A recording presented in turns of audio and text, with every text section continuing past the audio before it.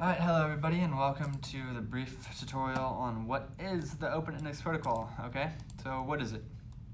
Well, as defined in the wiki, it is an open source specification for a persistent worldwide index and file library useful for data publishing, file distribution, and facilitating direct payments.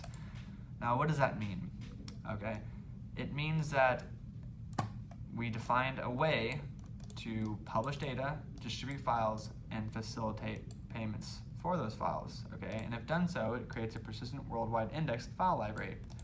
Now, what does that mean and how does it work, okay? Essentially, you can use it to upload or publish data to a decentralized source where it can't be tampered with or censored, okay? And how, okay? So if I want to upload a piece of content, all right? If I wanted to upload a piece of content on, say, like YouTube, all right? The content is split up into two fundamental aspects. All right, there's the actual file right here, okay? The MKV in this instance, it could be a MP4.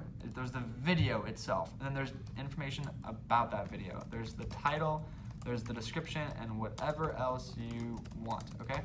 This is called the metadata. It's data about the data, okay? And so there's two, in using the Open Index Protocol, there's two separate decentralized networks for the data and for the metadata, okay?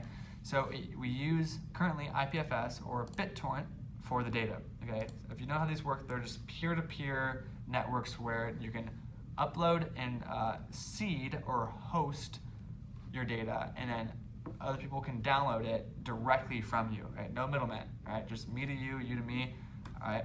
So, and then there's the flow chain, which I'll get into in a sec, okay? So if I wanted to upload a piece of content to the Open Index Protocol, we would upload the content to, let's say, IPFS, and we'd get the address of where it is in IPFS back, okay? Just remember that.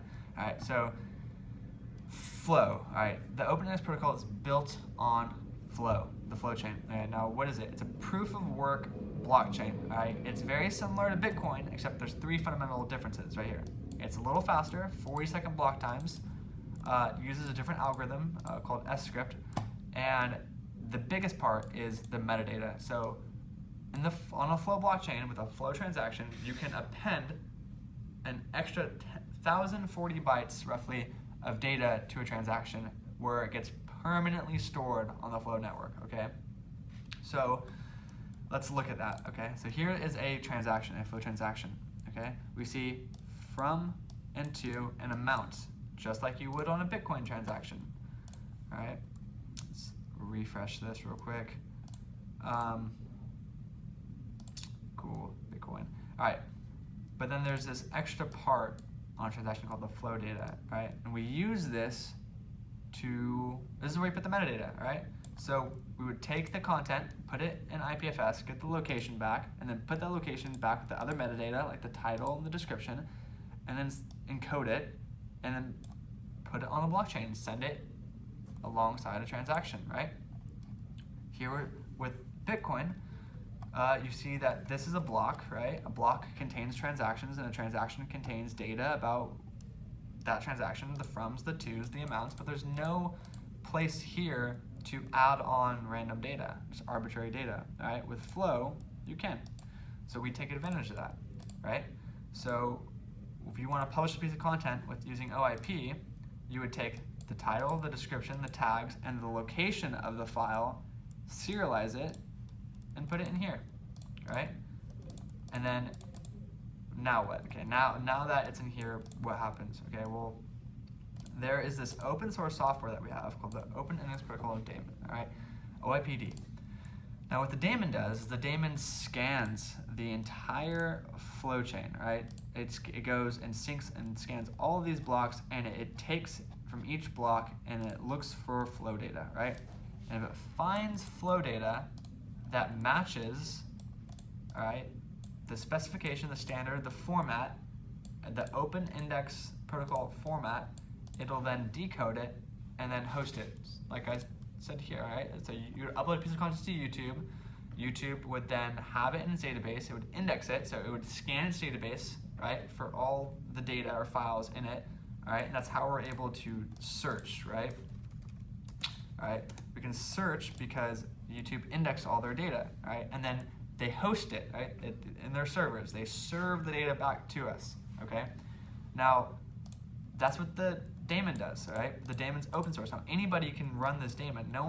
Not anybody can run software to scan YouTube's server database, get all the indexes information back, and then host indexes or host YouTube's own data. You can't do that, okay? But because the Flow blockchain is open source software, IPFS is open source software, and now our OIP daemon is open source software, anybody can run a daemon to scan the flow chain looking for metadata, all right? And then if it finds metadata that matches the Open Index Protocol standard, it'll decode it and then host it and serve it back to somebody who wants to get the data, okay? So that's an example, that's like what this is, all right? So this is a simple web application found on github/OIPWG/OIP-DDX-lite, okay?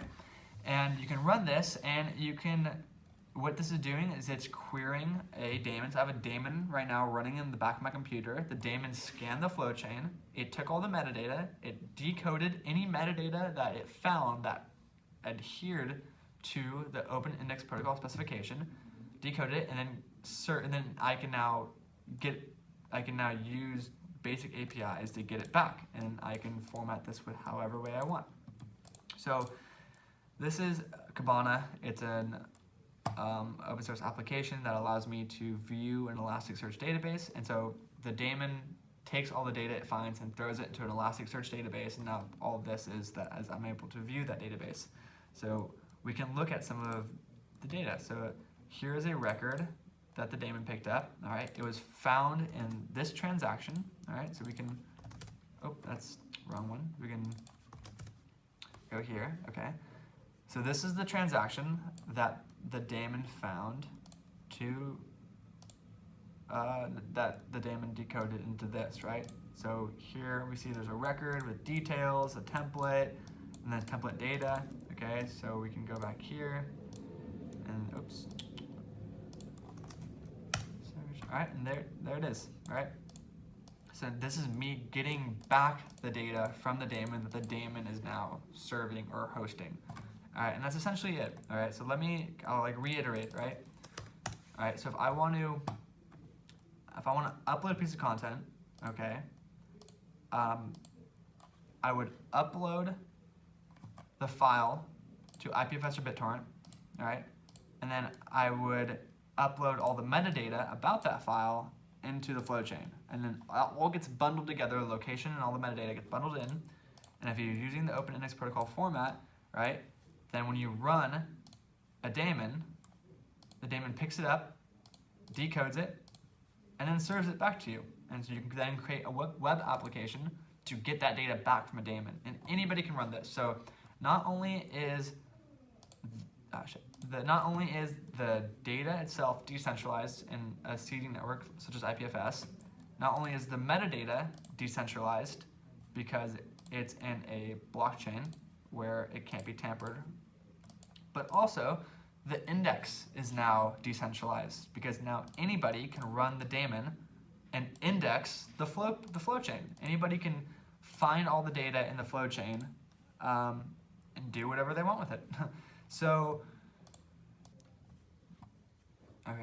other than the benefits of having all of the data in the index decentralized, comes the benefit of not being able to censor the data. All right, what does that mean? So the blockchain uses public-private key cryptography to make and validate transactions, okay? Meaning a user can share the public key with someone in order to receive a payment, and if they want to send a payment to anybody else, they would have to sign the transaction with their private key.